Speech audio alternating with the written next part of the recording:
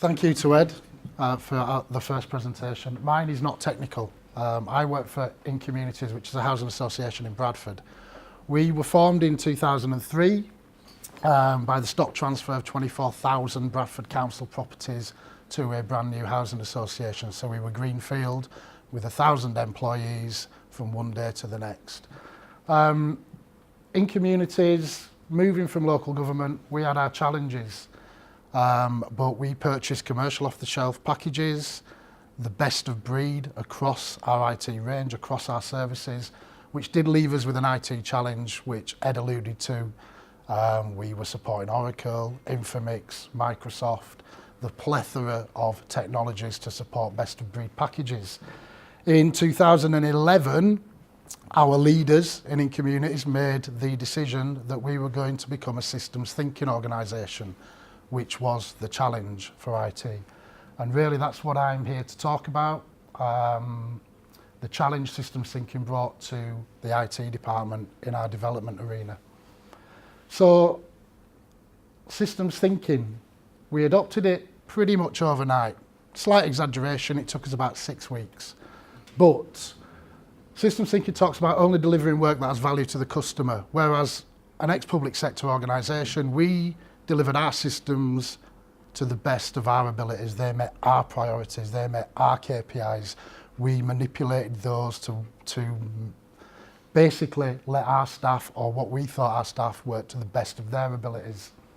We didn't think about the customer at the forefront of everything we were doing. So it talks about value to customer, which means eliminating waste. If you're not doing something that delivers value to the customer, why are you doing it? That's the challenge, challenge everything. Simple flow. So when we're talking about simple flow, we soon realise that commercial off-the-shelf systems do not fit into that. Commercial off-the-shelf systems bring their problems to you. They are for the many, not the few, so you adopt your business processes to meet the system that you're implementing.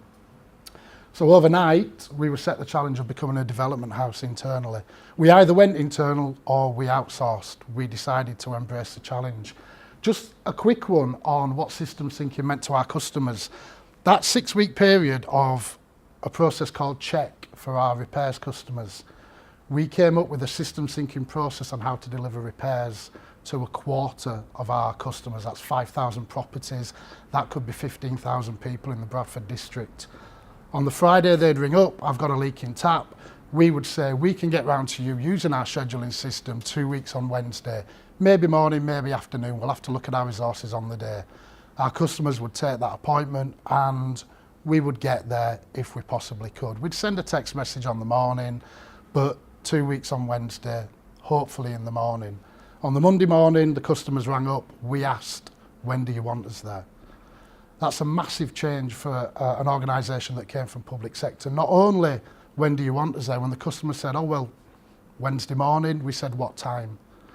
So when they said 10 o'clock Wednesday morning or 10 o'clock tomorrow morning, we took that as their value and we did everything within our power to meet that and send a plumber around at that time. Now, nobody I know does that in terms of deliveries, in terms of service. We're not brilliant, but systems thinking sets the principles where you get better and better and better. So you can see why commercial off-the-shelf systems would not allow us to do that. So our development challenge was to develop a system to support that business process. That involves prototyping. Quick development, no good, we're going to change it. Quick development, no good, we're going to change it. Right, we're settled on a path, let's develop and let's develop. Iterative, fast-paced change. Systems thinking talks about check, plan, do. Check is the way you're going to develop your business process. You plan it out, we code, you do it, but you go straight back to check. Because you need to check whether you're being effective, you need to check whether you're delivering, you need to check whether what you are doing is still delivering value to your customers. It's all about continuous improvement, but to keep checking what you are doing, you need to measure your performance. So everything you build into your systems, you have to be capable of measuring your performance. So measures, business intelligence is absolutely linked with your development of functionality in your business system. you need to understand your capacity. If we're saying to a customer 10 o'clock, or they're saying to us, sorry, 10 o'clock tomorrow morning, we have to manage our capacity. It has to be visible. We have to attempt to get there. That challenge didn't really fit easily in traditional development methodologies. Large specifications, long development times to deliver something that could be wrong, that may not meet purpose. We weren't getting large specifications, we're getting user stories. We'll talk about user stories shortly, but user stories are, I want to be able to do. And it can be as simple as that. Expand upon it, yes, by all means, but it's as simple as that. I need to be able to do. Not a great lengthy specification that will take 4, 6, 8, 6 months to deliver. It led to mistrust. Our customers did not trust our IT department because we couldn't give estimates because our specifications we were not getting. What happened was we'd specify, we'd prioritise. It's easy to throw it onto IT departments. You prioritise it. This is what we want. You specify it. We went away, gave an estimate of 4 weeks. 8 weeks later, we didn't understand the complexity. We're still developing. Complete and utter mistrust. You also run the risk of delivering nothing. In a system syncing environment, traditional development, we could develop for 6 months, and by the time we've got to 6 months to release, it's not relevant anymore. So, how did we approach it? We implemented Agile. Now, my background is infrastructure. I got this job last August, head of ICT. We were in the situation where our customers did not trust us. They thought we were slack. Our estimates were poor, so we weren't delivering. We needed to change it, and I implemented Agile. The 2 key parts of Agile, really key. Product owner, 2 roles. Product owner has to be your customer. And it's absolutely paramount because the customer details what they want. Short, sharp user stories. We need to be able to change the priority of one of our customers. It's as simple as that. We as an IT department know the complexities of how to deliver that, but we need from the customers short, sharp user stories. They do the user stories, they prioritise all of the work. There's no prioritisation within ICT unless there's a technical impact upon a user story that comes along. They manage all customers. When we release, when we're prepared to release, when we want something testing, we give it to the product owner. They've got to arrange the testing in a timely fashion. It's paramount the customers buy into this, otherwise it'll never work. They manage the product backlog. All the user stories go into a backlog. They sit in a long list of requirements. That's our specification ultimately for a goal, but we deliver on a customer's prioritisation. The Scrum Master, who generally leads the development team, all they need to do is remove blockages from the devs. Our devs are pretty well paid, but if they're sat around doing nothing, they're delivering no value. In a system syncing organisation, what's the point of that?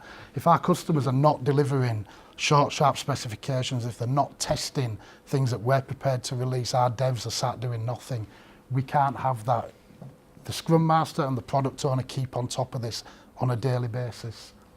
They assign the effort to user stories. Now, one of my biggest problems coming from an infrastructure background to managing a quite technical development team in delivering business critical systems was, how on earth do I know if they're effective? How on earth do I know what their performance is? How on earth do I know if they're working well? What we do is we assign effort to user stories, little pieces of work.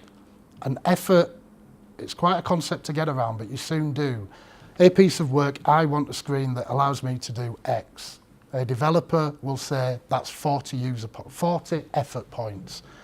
And the way effort points works is the next piece of work comes along, well, that's probably half as complex as a piece we've just scored, so that's 20 effort points. And, and you scale up and down based on the complexity of the work. It's quite important that you don't time link it because the time comes along afterwards. Scrum Master looks at dependencies, user stories, this must happen before this. That affects prioritisation, so we have an input into prioritisation based on dependencies. And they must ensure consistent effort scoring so we can get consistent estimates. Agile is broken up into sprints. We do 2-week sprints at a time, 2 weeks worth of development duration.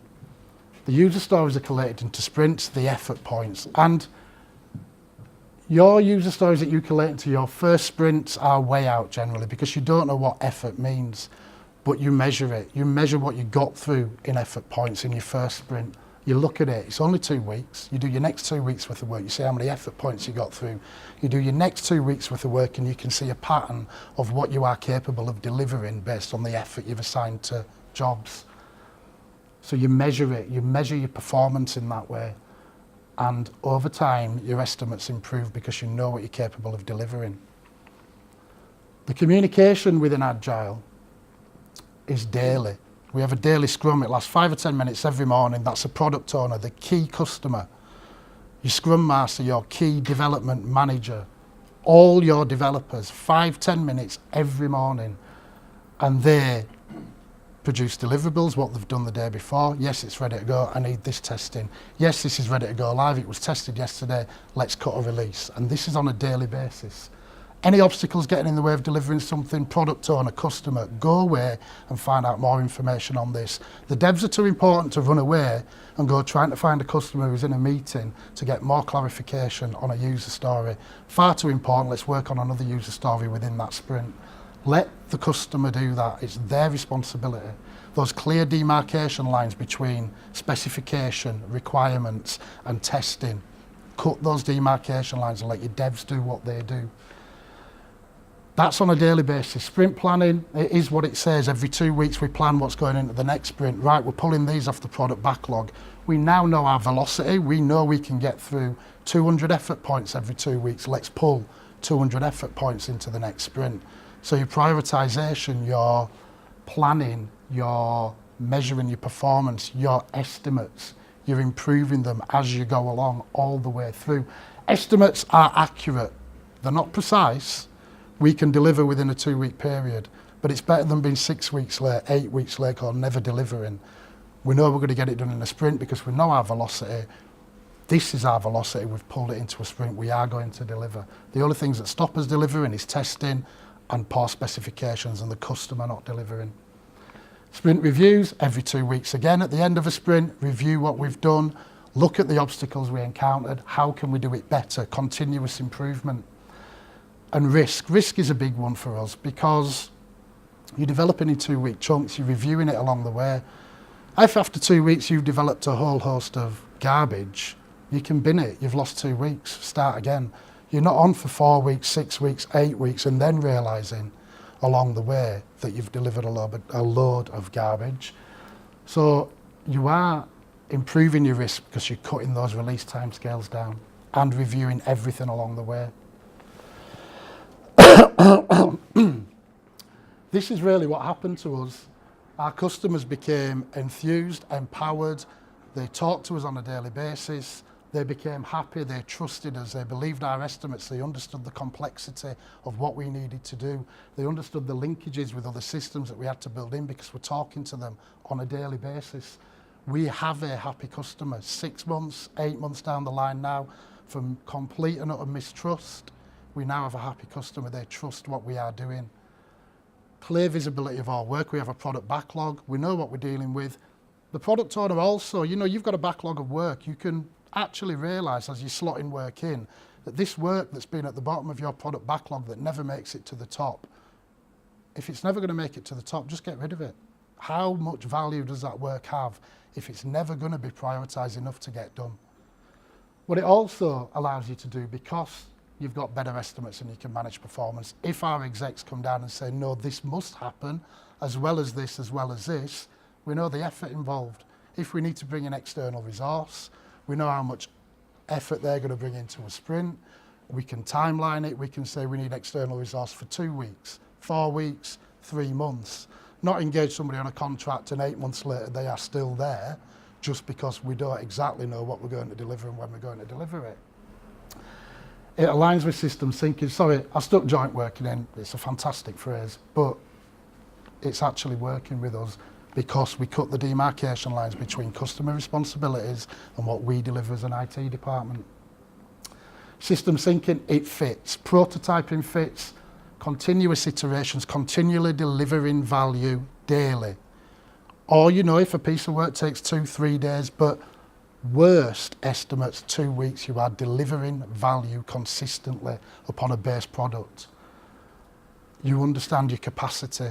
You must understand your capacity because it helps your estimates. It helps you gauge how much money things are costing, helps you gauge what additional resource you're going to bring in, and you understand the performance of your people. So where I came from, which was how the hell do I manage a dev team where I'm an infrastructure guy? How do I know they're working effectively? How do I know we're delivering value? When somebody comes to me and says, how good are you? I can point to this. We've got it all down there. I can show them how good we are. Somebody came to me 6-8 months ago. I didn't have a clue.